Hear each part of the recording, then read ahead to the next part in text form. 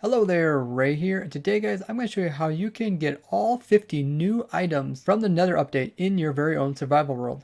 There's a ton of new items, and they all kind of have unique properties, little hidden features about them as well. And remember guys, if you haven't subscribed already, click that button because I make tons of videos going into the depths of Minecraft.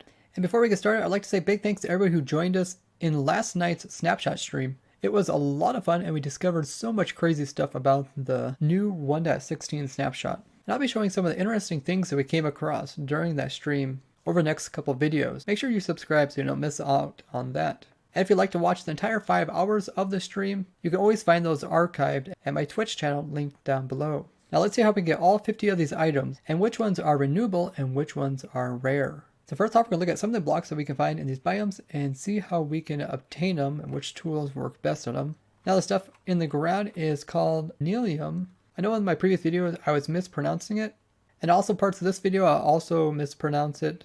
So just remember every time I'm talking about this block, it is Nelium, and not whatever else I'm saying. So to get the Crimson Nylium as well as a Warped Nylium, you just have to find the respective biomes and dig them up. Here they are right here. Oh wow, this stuff is really hard to break. What the heck? And I get nothing? Wait, maybe I use a Silk Touch. Oh! Pickaxe is a way to pick up this stuff. You can get it by using unenchanted pickaxe. And it looks like this doesn't even get updated. This is a Nether sprouts. Oh wow. I wonder if I can obtain that. Okay, just break with the pickaxe. Oh, I can. So you get Nether sprouts just by breaking them. It's there. You can also do the same thing for warped roots. All these can just be broken by hand. Here's your sprouts.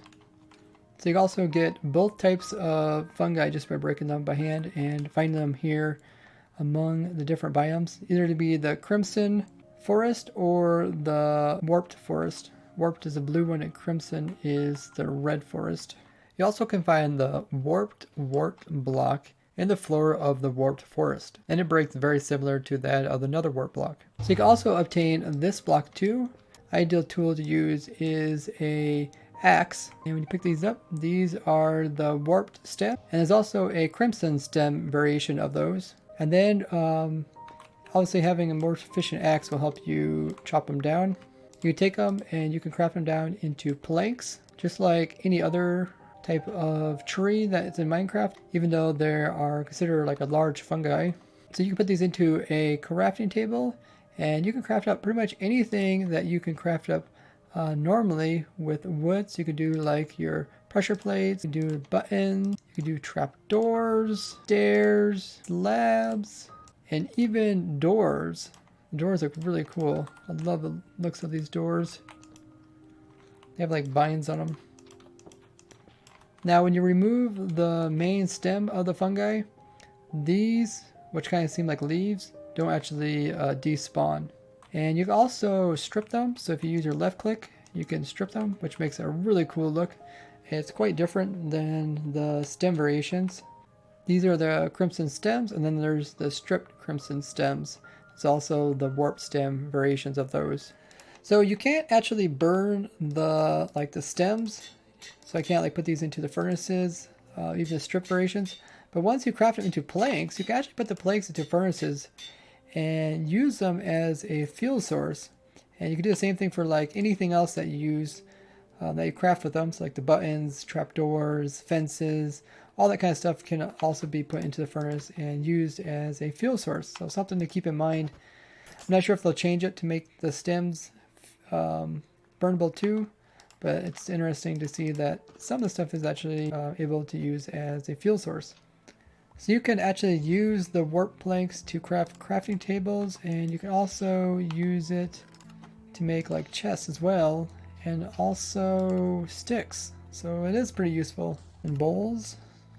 So pretty much there's all variations just like the wood, except for the actual like wood variations, which is the ones that have bark on all 6 sides. They don't have that for the fungi variation.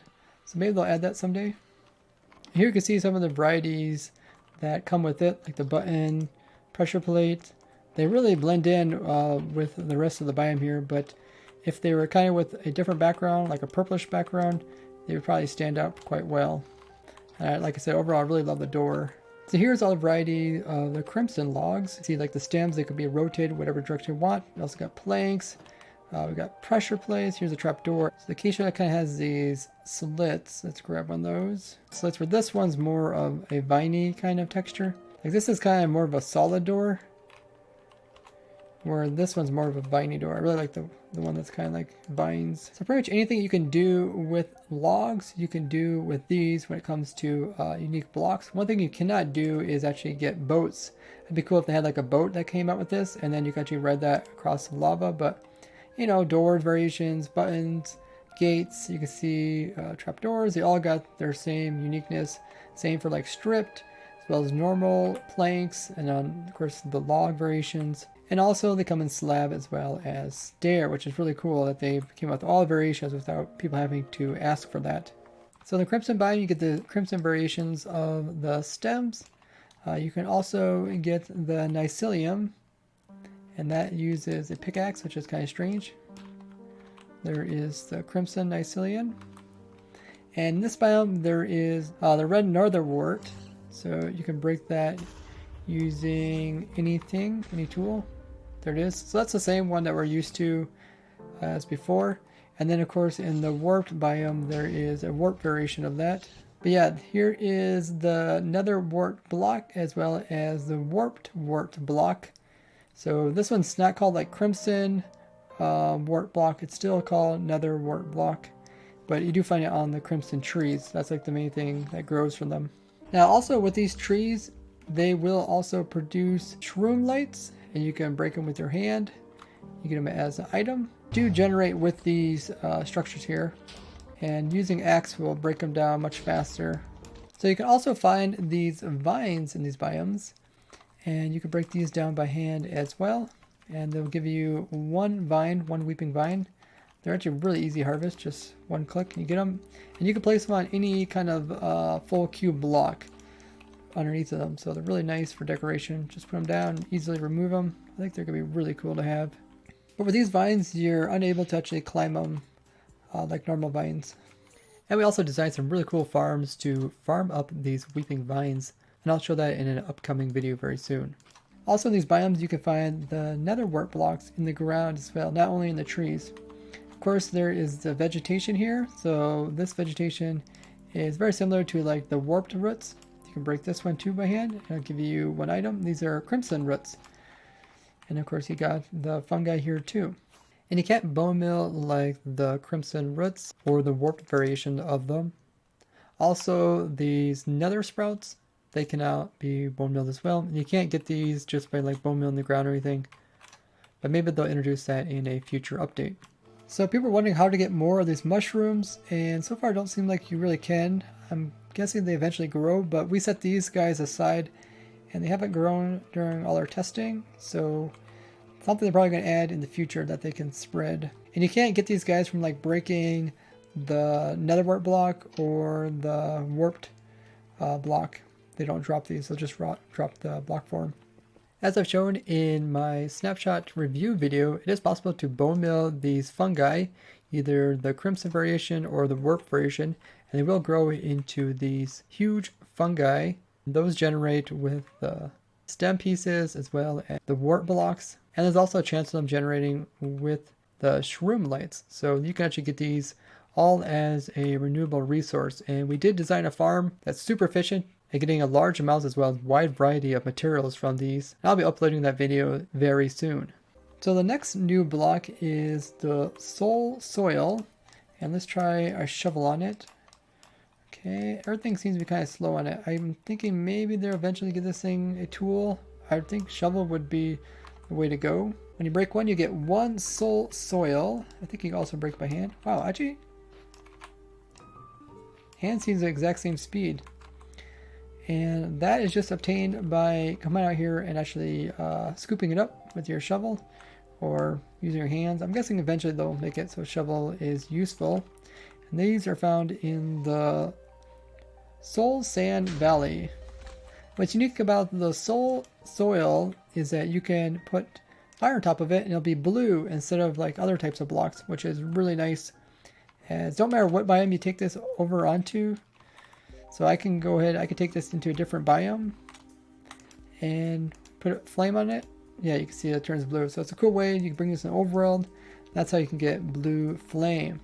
Now this is also used to get the other blue variations of stuff. So if you want to make like blue torches, you'll need to have like your coal or your charcoal, just like you normally would, and also your sticks. And then if you go into your crafting table, you can see here's your normal torches, and then here is your soul fire torches. So all you have to do is add a soul soil onto that, and it has to be in this order here for it to work. So you can't like craft these up in your small crafting grid. They have to be in the big one, so you can actually line them up like this, where these can be crafted up in your like little teeny one. So to make a soulfire lantern, it's just like a normal lantern, except you take your torch and you switch it out. So there we have our normal lantern, and here's our soulfire lantern, just like so. And I'll make one of those, so you can have blue variations. So you can have blue torches, blue lanterns, as well as blue fire. Very cool. So next up, we're going to take a look at Basalt, which is a block that can also be alternated depending on which way you place it. So if you click downwards, you can have this face upwards. You find this in the soul sand valleys, one of these biomes that have a lot of soul sand, well as the soul soil and the bones. You can find those there, and they're like these big huge pillars that kind of hang from the ceiling, go from the top all the way down to the bottom here. And this is how you obtain the blocks. There's no crafting recipe for them currently. Let's go into survival. And yeah, it looks like the tool will be a pickaxe. Shovel, no. Yeah, I'm pretty sure. Let's try to break one of these by hand and see what happens. Oh, you lose it. Okay.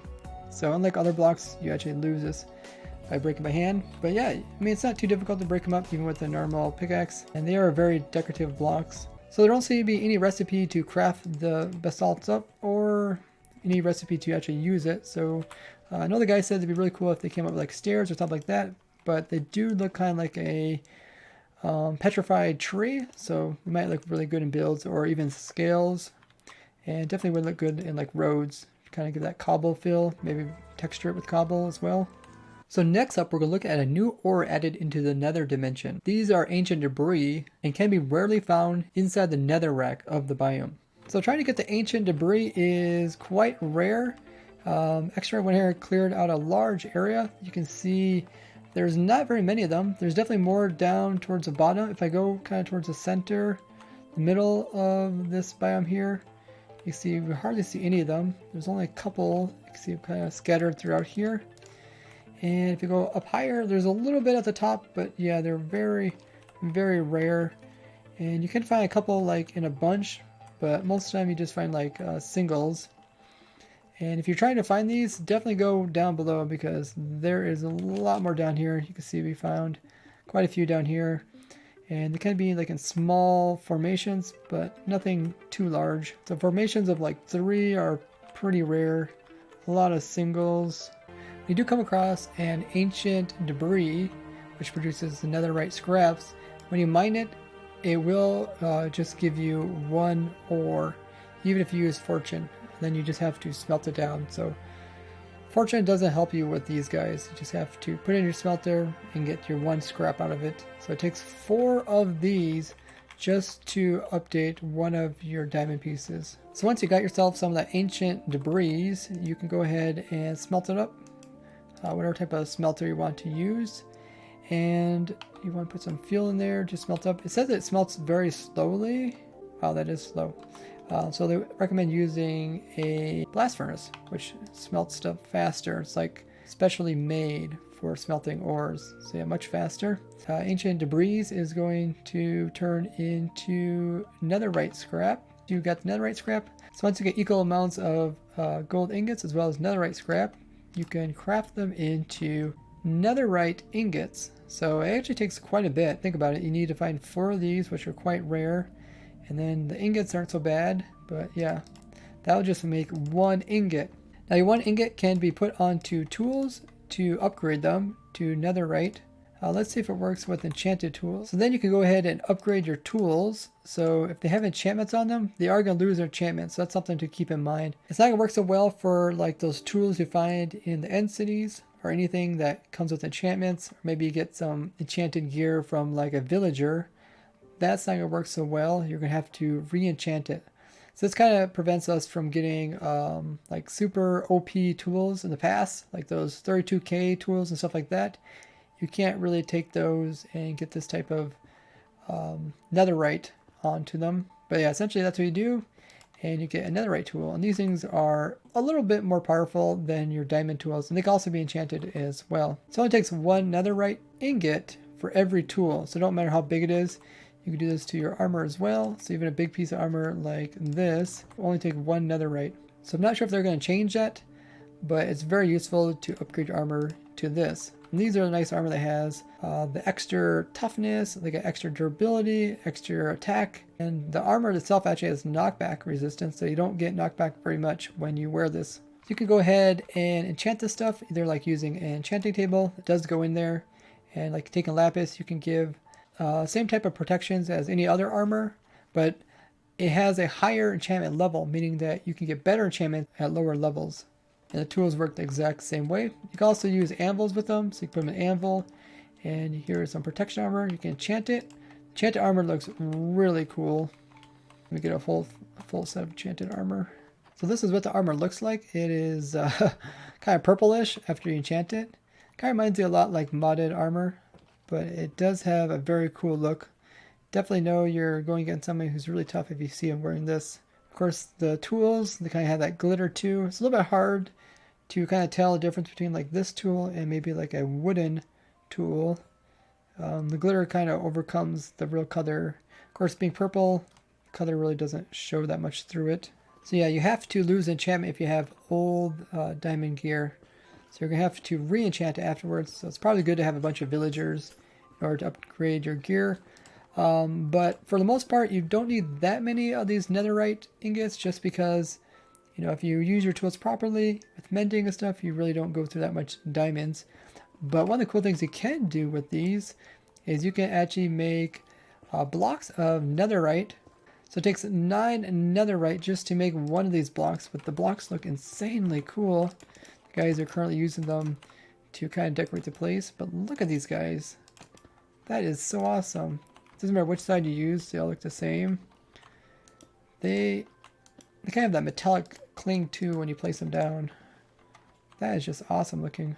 So if you want to get these cool looking blocks, you're going to have to do a lot of work because getting the ores is extremely rare. So the question was, can you use the netherite new block to power beacons? It seems like you cannot, but they might change it since it is an ore. It's not like a traditional ore like these. That'd be extremely expensive beacon. Yeah, and once you make the netherite ingots, you can't convert back into the nether, the scraps as well as the gold ingots. So any part of the ancient debris, any form of it, including like the raw form, the block form, all of it will just float in lava and not burn, as well as the scraps and the ingots and even the tools or anything that's made from it. All of that will not burn. Quite a variety of things that won't burn now.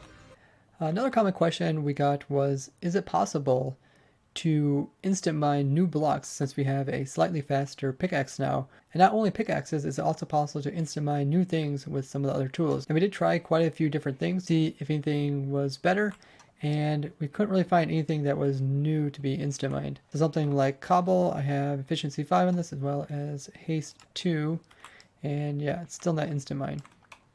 But if you guys find something cool, instant mineable, let me know down in the comments. So Johnny just made a block 36 of the netherite, and he used TNT to blow it up at the world border. You could do a similar thing by pushing a piston, right? Push while it's being pushed by piston, blowing up at the same time. Ah. Always in block 36. Nice. Hey, look at that. So there is a way to still obtain it using like fly machines. Ancient debris into like a section like this, and because all the other blocks will blow up, so this will be the only block coming in, so they'll just do this to all the ancient debris. So that's how you can obtain the block automatically without having a player mine it or like a wither cage to block break it. So this kind of formation kind of holds the wither in, but if he gets damaged, he will do his block breaking and he can escape it. So you can't like damage him, otherwise he will escape. And you can definitely see like his blue skulls can definitely break other stuff as well. Even though they have high blast resistance, or block breaking ability will allow them to break it, as well as blue skulls, which kind of lower the blast resistance of every block, except for some exceptions like bedrock. So it's sort of like pushable obsidian. Pretty cool. So you can make like blast chambers that move. And you don't have to worry about blocks blowing up you so can make easily. them small. Also, there's one new mob that was added to this version, and these are the hoglings. If you pick block them in creative, you get the new spawn egg, which looks very similar to the zombie pigmen, but you only can get this item in creative. And you can't actually right click these guys to get baby ones yet. There's not too much what you can actually do with these guys. You can find them here in the Crimson Forest, and they do have 40 health, which is twice as many as what the players have. And if we go ahead and kill these guys, they really don't have any AI, so they're not going to like attack you or anything like that. Currently when they die, they only drop rotten flesh, and they also drop 5 XP orbs, which is similar to most hostile mobs. But in the future they're going to add more properties to do with these guys, which I've talked about in previous update videos. Now they are eventually going to add another mob, which is known as the pigling. It's a little bit like these guys, but it is more of an NPC. And it's kind of a cross between like a pigman and a villager. Now we're not going to remove the pigmen, they're still going to be around. They're just going to add this new mob in, which we don't have in the game yet. So we have that to look forward to, which is pretty cool. This is a nice kind of overview of all the different blocks in this version. You see the logs. There's the basalt. Here we got the ancient debris. Block of netherite. We got the strip versions of both stems. We got planks as well as slabs and other things you can build with them. Also got the crimson as well as the warped nylonium. The soul soil as well as the shroomlight. I also added in other variations of the kind of floral. So you see the mushrooms down here. We also got both sides of the roots. There is this also nether sprout that only comes on the blue side, but the red side got the weeping vines, which also grow on their own automatically, so you can farm these up if you want to. Overall, I'm very impressed by the wide variety of blocks that were given to us in the very first 1.16 snapshot. And I'm guessing they'll probably come out with more like features as well as lore to go with these different types of blocks in later snapshots. And I'm definitely probably going to be tweaking stuff like the armor and the tools, depending on how people give them feedback. Now they are asking feedback for this snapshot, so if you guys have any suggestions, make sure that your opinion is being heard. And don't forget to share this video with other Minecrafters so they can learn about all the new blocks and how to obtain them in survival. And that is one of the best ways to actually support me and what I do here, just by sharing this video with other Minecrafters. And I'd like to thank you guys for watching. I'll see you guys in the next one. Nice griefing there, Enderman. Bye-bye.